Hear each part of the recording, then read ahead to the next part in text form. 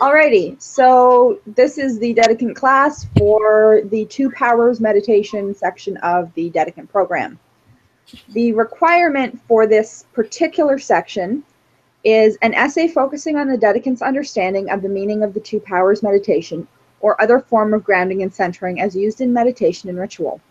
This account should include impressions and insights that the Dedicant gained from practical experience. This requirement has a 300-word minimum, a 900-word maximum. So what are some things that the Two Powers meditation means to you?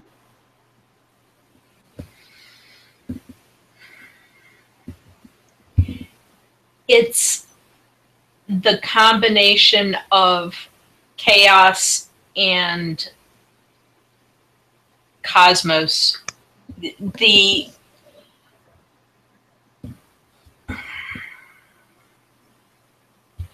chaos is all of the potential. Cosmos is the realization. It's a blending, a merging from the one to the next. At least that's the way that I see it. Alrighty, so I'm the Two Powers script, and we'll see where we can pull out some of the different things that are required for the Two Powers meditation to work properly. So the script is, begin, O seeker of wisdom, with your breath. Breathe deeply from your belly, in and out. Make your body comfortable, stretch if you need to, settle in place, and focus on your breath.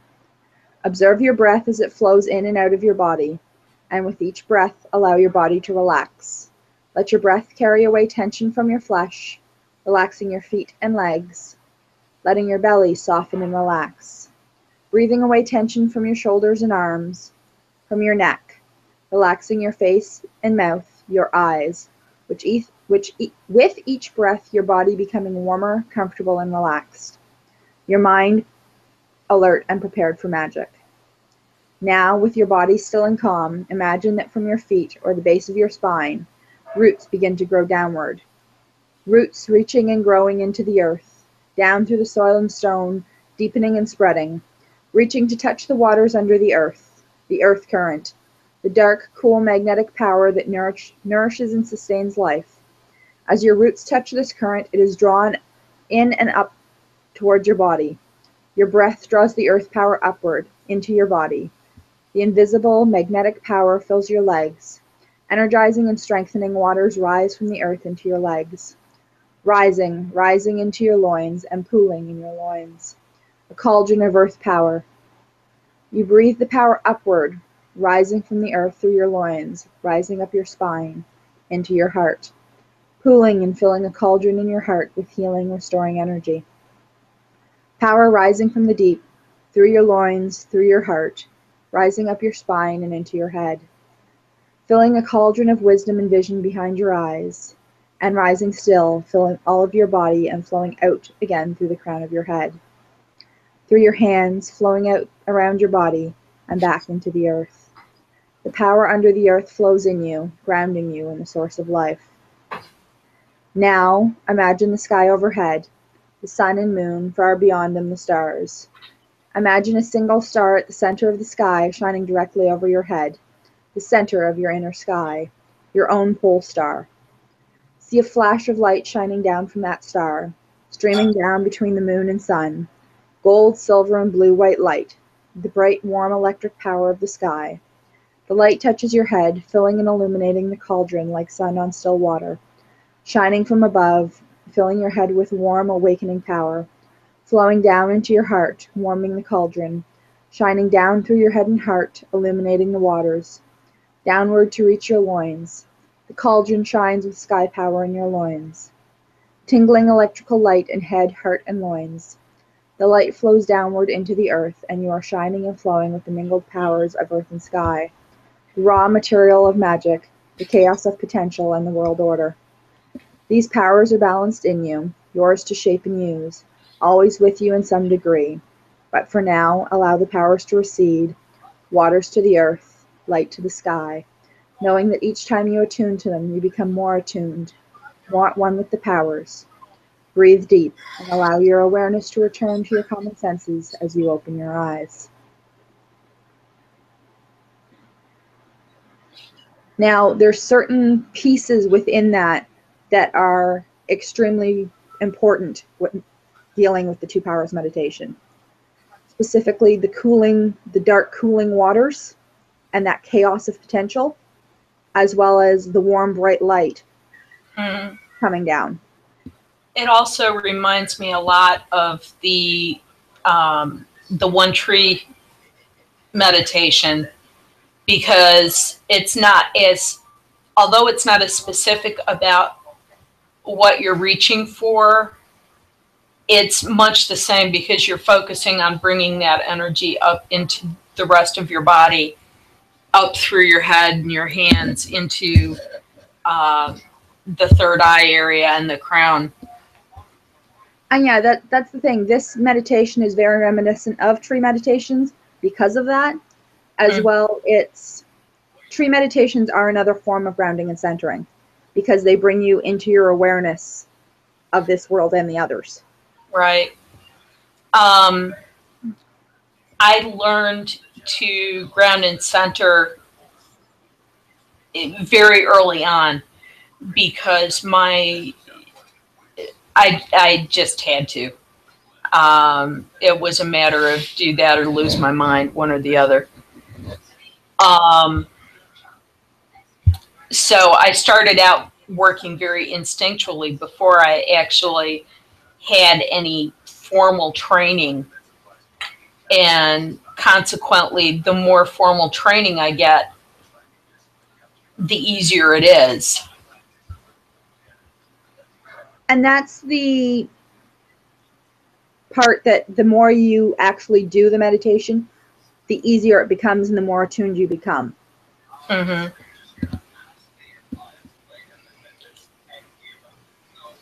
The biggest problem that I'm having with some of my essays is the limitation on words, because words are my business.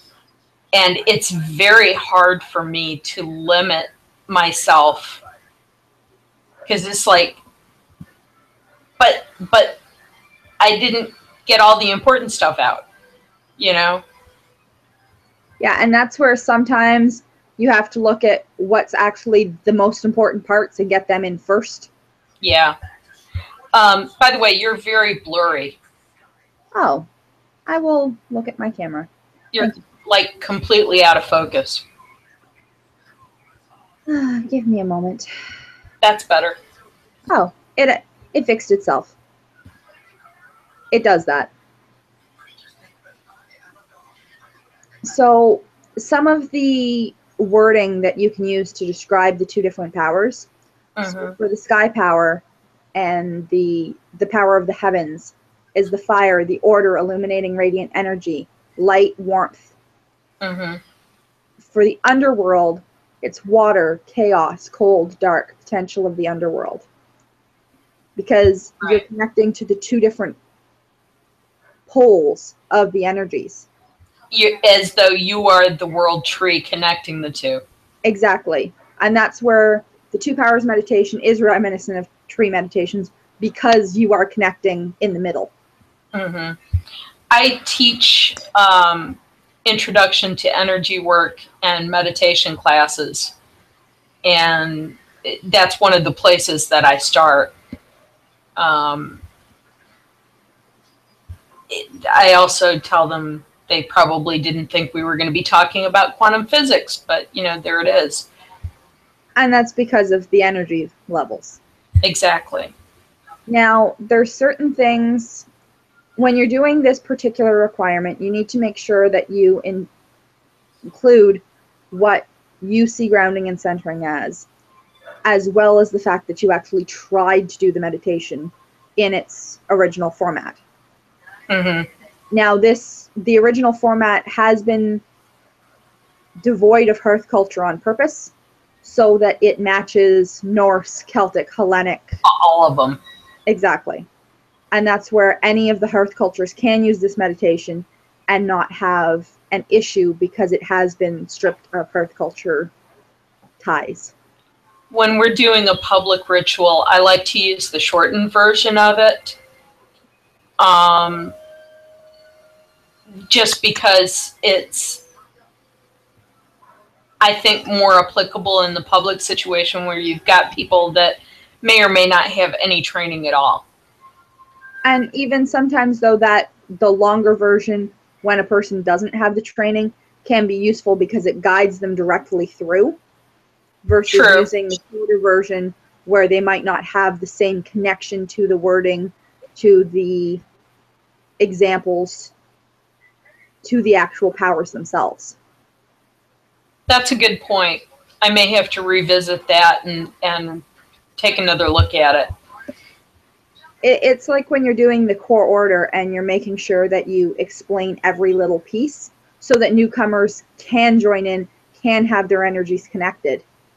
Because without that explanation, they're not going to understand the connection to each individual piece. Yeah, I worked with what was posted on the website, but I worked with it because some of the wording was very awkward. And I've actually sent it in to be looked at to see if they want to post it on the website. It's basically an explanation of some of the terminology that we use, as well as, you know, this is the core order and this is how it works and why it works. Yeah, and that's the thing with some of the wording, you have to know what's going on. Other times you don't. And that's why I actually like the longer script, because it does give that step-by-step of how to do it. Right. I actually was listening to you with my eyes closed, and it was very easy to drop into that mental state. You know what I mean? And that's part of the reason why I do like the longer script, because it does allow that easier connection for the grounding and centering part, where you're connecting yourself to the earth and sky and the warmth and the cool energies of the earth. But at the same time, you're not being forced along the path too quickly. Right. Like, it's not you're going from one end right to the other in, you know, a minute and a half. You can take your time getting there. Right. And I think that that's part of why I'm going to have to revisit that, because I've got a few people in our grove that they've had very little training. So I'm kind of having to guide them through the initial stuff. We've actually started using the DP. I'm doing that as part of an informal study group and working our way through it. As a matter of fact, we were talking about the last class that we had. We were talking about the core order and went through it and explaining why stuff was done, because a couple of the people I don't think had quite a good grasp of it. Yeah, and that's one thing with regards to the two powers as well, is if you've got the better grasp, it lets you attune quicker. Right. So when you're attuning and touching that cool magnetic water under the earth and that warm illuminating power of the sky, if you've done it multiple times, you can quickly do it, and right. sometimes without the script. However, when you're first starting out, that script is extremely, extremely useful, because if you have a auditory version of it, you can just close your eyes and focus on the wording and just let your body do what it's going to do. And your body will take your mind along with it. Exactly. And it will center you in the here and now, but also find your center in the other world. Mm-hmm. And it allows you that link while making sure you're actually here and present. Right. So the rather important parts, if you actually sit down and look at the script, when you're explaining the underworld power, it's not, if you think of where the ancestors live, that is the cool magnetic waters under the earth. Right. Because some of the scripts will go down past the bones, down past the burials, into the earth. Mm-hmm. And it's a lot of the Earth cultures have the ancestors connected to the cool magnetic waters, connected to that darker place, where the gods are more connected to the sky power and that shining, illuminating light. So it's one thing, when you're doing this requirement and doing your essay, it's very important to ensure that you've got those descriptions, Mm-hmm. so that your reviewer knows that you've actually done the work and tried the meditation. Mm-hmm.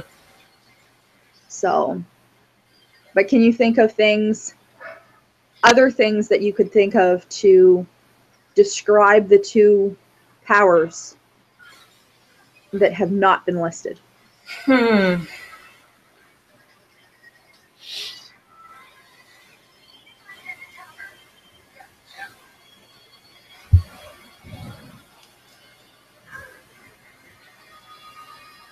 I think of the fire as being passion and inspiration. It can be destructive, but it can be constructive too. And but at the same time, that fire can be quenched by the water. They can be, you can use them together to kind of control each other, because the fire can make water something else. Yeah, that's the connection too, is the one lights the other one. Mm-hmm. I wish Lane was here, because I think that he would have some interesting perspectives on it. Yeah, she does have some interesting perspectives on things. I'm actually just trying to find, there is another, Whispering Lake Grove has their Grove Attunement. Mm-hmm. And now that's the grove you belong to, correct? As well as Carrion and Chris. Right. Some of the wording in their Grove Attunement, I'll read the two pieces. Turning your attention skyward, know that, below us exists the underworld realm of our ancestors and the sacred source of the primal waters. Reaching far beneath you, seek the primal waters. Let us call to them as they rise to meet us. And then it's the filling the cauldrons throughout your body. Turning your attention skyward, know that above us stretches the heavens, realm of the gods and the home of the first fire. Reaching far beyond the sky, seek the primal fire. Let us call upon the sacred spark of the first fire. And then it's see the illuminating radiance of the sacred fire as it shines upon you, igniting the potential that flows within you. So that, as you said, the spark of inspiration, that initial burst of flame. Right. So it's got the fire and water and that initial connection. Mm-hmm. As well as the original two powers has that as well, when the two connect. And the illuminating power of the sky lights up the waters within the cauldrons. Right. I see that. Is there anything that you can think of with regards to grounding and centering that should be in the essay or might not have to be in the essay? I have to, part of the problem that I'm having is I've been practicing for so long that I have to, when I'm thinking of stuff like this, for me, grounding and centering is so second nature that to set down the process in words is sometimes very difficult. And that's one place where teaching the elementary classes has been good for me, because it's bringing me back to the basics, and being able to explain the basics to somebody else is sometimes a really good way of incorporating it into yourself, and making it more obvious to yourself how it breaks down. For me, grounding or centering actually comes first. And martial artists have a very good way of describing it. It's finding that point in yourself where you're so balanced that nobody can knock you over. It's bringing yourself to that point of balance and being very sure of what's you and what is you and what is not. That's even where the two powers of the meditation come in, because it balances the two powers within you. Right. And grounding, I try to describe that, the best way that I've found to describe that to people is, there's a reason why the electrical plugs in your house have 3 plugs. One is to shunt off surges and overbalances in the energy. And grounding does the same thing. If you think of it as having a little hook into the earth where that excess energy can flow without causing damage. Or in this case, your roots. Or in this case, your roots. Exactly. So those roots allow you to let the energy back into the earth. Exactly. That connection to the pole star allows you to let the warmth, the warm energy, go back up to the fire. Yep. So it's one of those, once you've at least figured out one of them, it's much easier to pull the other. Exactly. Exactly. And, that's part of how I teach. So teaching from this is going to make it that much easier in a lot of respects. And that's where I do like the fact that the elongated script is in the guide, because it allows people that extra information to make those connections at least the first dozen times or so, until they've gotten used to the script and can do it mentally versus with an auditory assistance. By shorthand. Yes. Shorthand. Once you've incorporated the script into yourself, it's much easier to pull and center and ground without it. I absolutely agree. And once you've done it enough, that whole process can be a matter of a visual cue or, a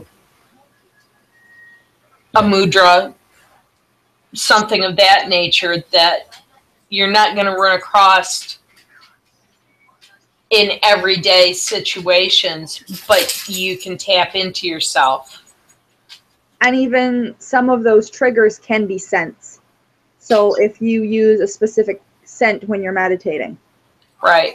Or if you light a specific candle that may or may not have a scent to it.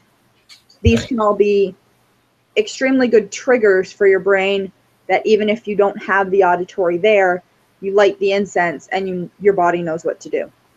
Exactly. Scent is, if I remember correctly, scent is plugged directly into the oldest part of your brain. It's very, very primal. So, yeah, I mean, that can take you places that nothing else can, really. Exactly. And that's where I know quite a few people who have certain scents for different types of trance, certain scents for different types of meditation, certain scents for different type of rituals. I personally use the same scent all the time. I like to use the temple incense. Mine's vanilla sweetgrass. That is a really good one too, but the temple incense just makes it really easy for me to go into a very specific state of meditation. And that's the thing, different people have different scent triggers. Now, when you're dealing with scent triggers for things and you're dealing in a group, you do have to be careful of allergies. That's true. Some people will be allergic to frankincense, myrrh, dragon's blood, sandalwood. You name it, a person could be allergic to it. Yep. So in a group setting, it is best if you can to find out what your members and your visitors are allergic to before lighting the incense, especially in an indoor setting where you're not going to have as much airflow. Right. And even some people will be allergic to it, excuse me, allergic to it even in an outdoor setting if it's wafting around. Right. So, I usually use sage when I'm working, and I use sage in part, but I also I like to use copal. It seems like fewer people are really badly allergic, and the scent is very evocative. and that's the thing, you do have to watch what scents are used. So it's one of those things that if you know your friend who's also at the ritual is allergic to sandalwood, you're not going to burn sandalwood incense, even if it's your own trigger. I know a priestess who is horribly allergic to lavender. Yeah. and everybody wants to use lavender for this or that or the other thing, and it's just like, oh my. Lavender isn't fun. In my house, there is no frankincense, myrrh, or dragon's blood to be burned. Mm. And it's not because of me. Roommate? However, yeah, certain scents can be triggering for some people, and certain scents can trigger asthma in others. So it's one of those things. If you are in a group setting, just be careful. If you are at home with parents, siblings, significant others, be sure that you're adjusting for their allergies as well, because even if you get your door closed, you might trigger them when they're in the next room. Killing participants is always frowned upon. Yeah. All right, so I think that's everything I have for today. Okay. Do you have any other questions? Not really. I will say that being the person writing most of the rituals and stuff has been quite an education so far, because even though I've written a lot of rituals in the past, writing rituals specifically to be used as ADF rituals has been a creative challenge, and I'm enjoying it a lot. Yeah, and that's the thing with regards to rituals, is you do have to make sure that you've got those extra cues in for new people, visitors, that significant other you didn't think was coming and you thought it was just going to be all Grove members, etc. Right. Because if you've got those extra cues in there, even if it's just Grove members, the newer ones will have the extra cues they need. If someone randomly brings their significant other and says, oh, so-and-so is coming, you're not scrambling at the last minute to make sure they're included. Right. And that's the elongated script allows for that as well. Mm-hmm. So, alrighty. Well, I have nothing more. Okay. Sounds like you have nothing more. So I'm going to call it for today, and we'll be back in 2 weeks. Okie dokie. Take care, Shaw. Bye. Bye-bye.